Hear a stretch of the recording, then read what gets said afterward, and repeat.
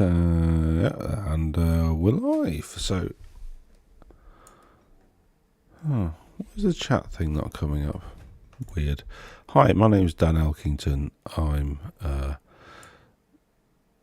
chartered financial planner, and this is a little sort of broadcasty thing I'm doing occasionally called The Week So Far. I'm a financial planner, and I run some portfolios, and so this is essentially where my thinking's going in terms of where to be placing money in the future.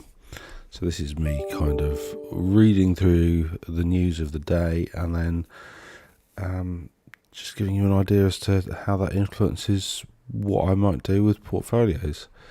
So let's have a look. As ever, we're going to have a look at the FT. This is one of the most reliable publications, I think, at the moment. It's a pretty good newspaper. I've got a subscription. Again, as usual, I'm not going to go into any of the content because it's behind a paywall and that'll be breaching copyright. Instead, I found articles at the BBC, which is publicly available, and you can go and have a look at those articles yourself. If you've got a FT subscription, obviously, then have a look at some of these. So what's going on so far? Politics. Now, the problem with this, I should say at this point, Keep It Easy Financial Planning is not live yet. I'm just speaking to you as a director of this particular limited company. Hopefully we're going live next week. I'm recording a few test videos essentially so that I've got a bit of a history of videos at YouTube to help with the old algorithm. So like the video, subscribe, all the rest, please. So the problem with the leadership campaign, as far as I can tell, is that none of the candidates really seem to be focusing on economic growth. There's a lot of low tax. Now, the problem with the concept of low tax is how you get there is, in the short term, is by cutting budgets. I mean, it's not, in the UK, so basically the way that the government encourages growth is by making more finance available to business, pumping money directly into the economy through essentially expanding the public sector. That's a good way of growing the country, simply paying nurses and doctors and, lower paid public sector staff more. That's a great way of directly injecting money into the economy, by paying more benefits to poor people, because that goes directly into the economy as well, pretty much. So there's a whole raft of things the government could be doing and they're not, and it's just a bit weird, really. But anyway, Sunak and Penny Mordaunt did a speech yesterday. She seemed to intimate that she wants to bring back Dad's Army or something. I'm a bit sketchy on the details of that, but I thought that was an interesting moment.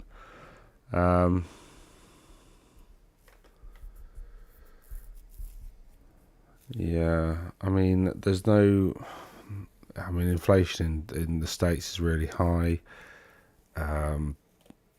Central banks are trying to combat inflation with rate rises, which is dumb because the inflation is not caused by consumer discretionary spending, and therefore reducing the amount of money that people have to spend isn't really going to affect inflation. Inflation's at the moment a supply side issue rather than a demand side issue. So that's simply just going to hamper economic growth, and I hope the Fed don't do anything ridiculous off the back of this. There's a really big article about the Ukraine-Russia war, essentially positing the question, can Russia still actually invade? Now, from the outset, I thought that Putin hadn't got anywhere near enough troops on the border to actually invade and occupy. He's still not mobilised enough. So, Ukraine's a massive country, both in terms of size and in terms of population. I mean, it's not a small, it's got tens of millions of people living there. So in order to occupy it, you need hundreds of thousands of troops, and then you need probably millions of support staff and a functioning rail infrastructure and road infrastructure and all the rest. So you need millions of engineering style workers to come in and build that infrastructure, because obviously Ukraine's going to scorch it, so it's going to destroy stuff as they retreat. So it just it doesn't seem plausible. But anyway, so that's that terrible, horrible situation is going to rumble on. I'm really bored of politics. It would just be nice to have somebody in the government who's just boring and competent. That would be great. But allow businesses to get on with doing business, right? So let's have a look at some of these articles. Firstly, I think let's talk about this vote of no confidence thing. But basically, Labour wanted to table a motion of a vote of no confidence in the Prime Minister. The government's, that basically got blocked by the Tories because they say it's traditional to have a vote of no confidence in the government. So because the government is going to bring a vote of no confidence in the government, they stopped Labour from tabling a motion of a vote of no confidence. So basically what Labour wanted to do was have a vote in the House to say Johnson should go immediately.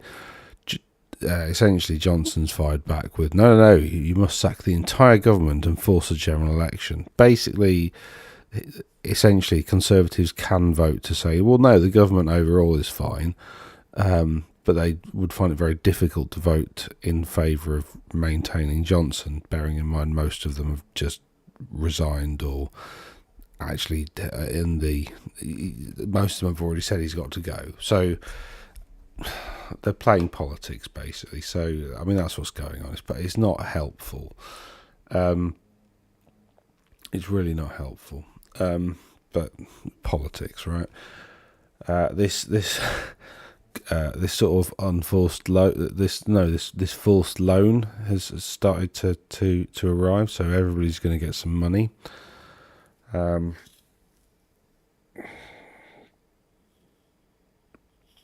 Which we're all going to have to pay back, and you can't opt out, which I'm a bit annoyed about because I don't really need it, and I can't be asked. It just seems dumb. But anyway, that's happening soon.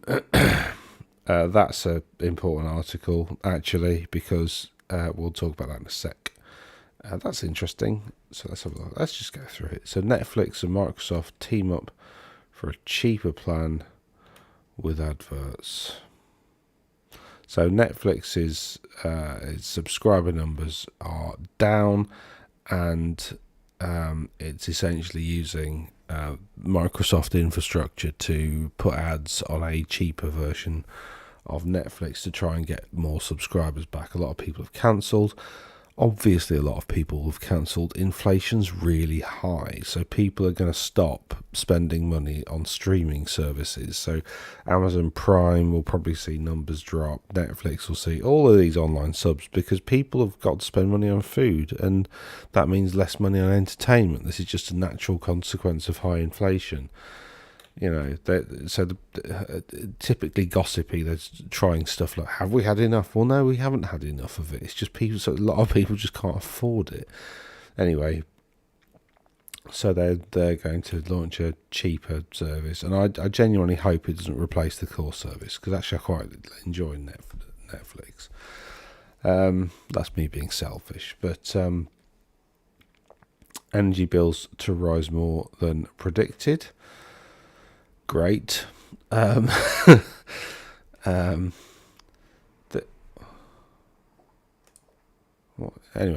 I thought I was logged in. Oh, obviously I'm not logged in. This is horrendous, and not good for the share price. Obviously, Uber seems to have been. It's just this is mostly in the US. So UK Uber is very different to US Uber, but in the US there's been, as you've seen, about 1,000 sexual assault cases. I'm sure it was higher than 550. I was reading somewhere else that it was 900 and something. Here we go. I mean, 4,000 cases between 2019 and 18. 17 to 18 was 6,000. I mean, this is just... Oh, here we go. 998 in 2020. So, I mean, they can say it's getting better, but, this is a taxi company. I mean, why absolute poor... It's still just really bad. Okay, so... is there a lot? So why is this story important for portfolios? Well, firstly, if it gets too hot and people can just stop working, then that's going to affect business and that's going to affect profitability. So,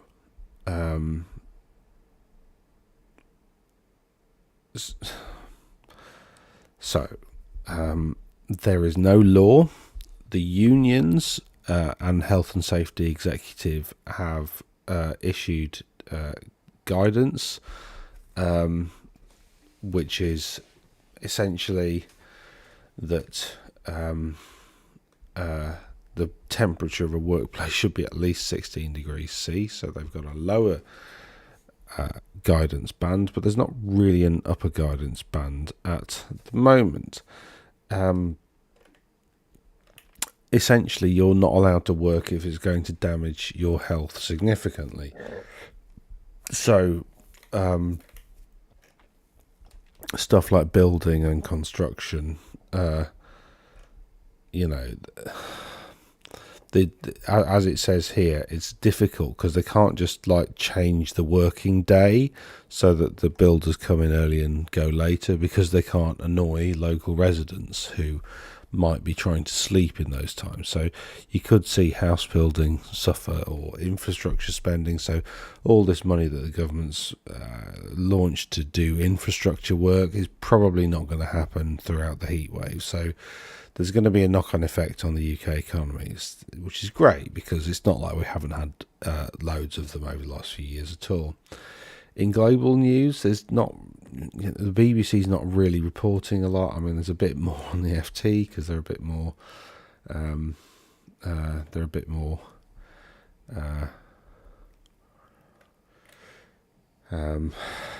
up to date on global issues.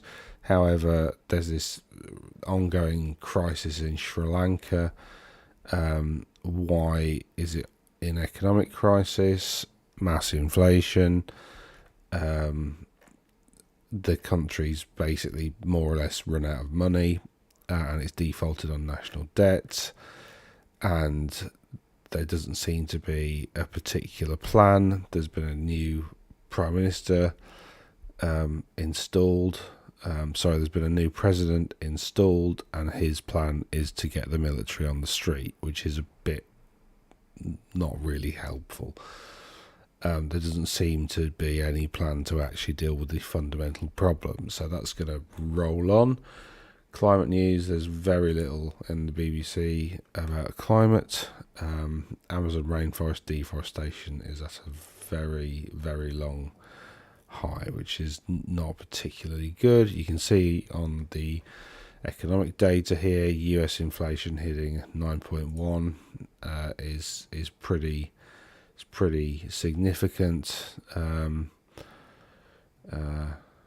Other economic factors, Japanese industrial output has fallen significantly.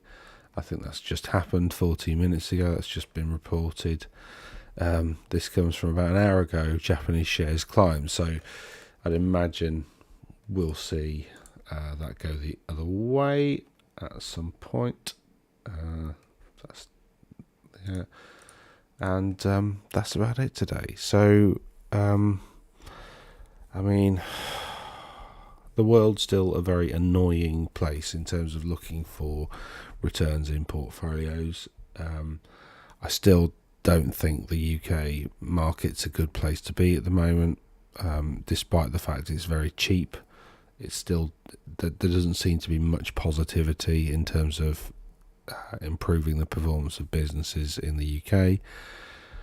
I mean, the global picture doesn't look great either. I mean, most of the global picture is essentially the United States. What's going on over there isn't particularly brilliant because, well, the president seems to be about as dynamic as a stick, and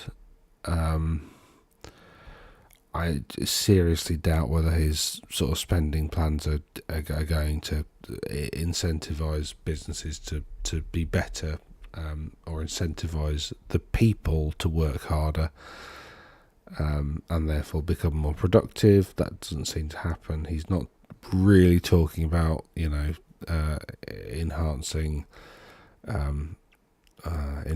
like care acts and so on and so forth to try and get more people access to healthcare. Why is that important? Because lost days. So there's tons of lost days in America because of illness. Because quite a lot of people don't have access to healthcare. So these are just normal people. Some people are really lucky and work for massive corporations who do provide healthcare plans to their staff. But the vast majority of the poor people in America, which are basically the people who do the economy, they're the ones who do the sort of the ground level work. They don't really have access to that. So that's not good. There's America's got huge potential for growth. This is a really frustrating thing. But it just doesn't seem to prioritize the right things. Again, politics gets in the way of business like all the time, and it's so annoying. And that's what's happening in the UK at the moment as well. Anyway, that's the week so far, and it's not as positive as I'd like it to be honest, but never mind. I suppose in terms of positivity, Nope, I'm struggling. So hopefully next week, I'm not going to be doing this again until probably next week. So I hope you have a great weekend, and we'll catch up soon.